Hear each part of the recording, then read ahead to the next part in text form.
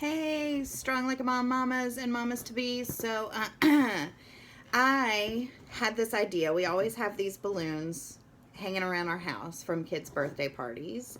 And so I looked at one and I was like, that would be a great example. And I've seen it before, and somebody that I follow, be a great example to show you a little more of the core and floor connection and how we want to be breathing during our exercise, during our exertion phases of those movements. So I've labeled this balloon as the core canister. The top of it, you've got the diaphragm. The bottom is the pelvic floor.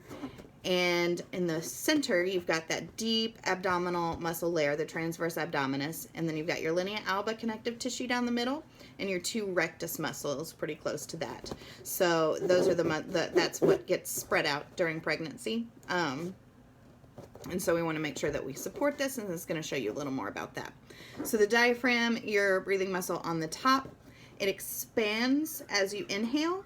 So as you inhale, it's expanding and it's putting pressure, increasing the intra-abdominal pressure and putting that pressure down on the pelvic floor. So that's why I say when you inhale, you feel the pelvic floor drop and relax and let go, because that's what it does as the diaphragm gets larger. Now, as you exhale and the diaphragm draws up, so does the pelvic floor. So everything kind of draws up as you decrease the pressure in the abdomen. So that's when, as you feel your exhale, that's when the pelvic floor lifts and you can feel those muscles kind of draw in. That's everything's drawing in. So when you're exerting yourself, when you're doing exercise, when you're breath holding, let's talk about breath holding first, because that's where a lot of people go when they're doing something super hard. They just hold their breath. When you're holding your breath, that intra-abdominal pressure is staying the same. Meanwhile, maybe you're doing a squat or something like that. Maybe you're pressing something overhead. Anything that you're doing, you're putting pressure on the diaphragm, and the diaphragm is putting pressure on the pelvic floor and out into the transverse abdominis, which is going to push on the linea alba, which is going to keep those muscles separated, especially if you have a diastasis. And if these muscles aren't able to hold it in, then everything's just going to kind of bulge out.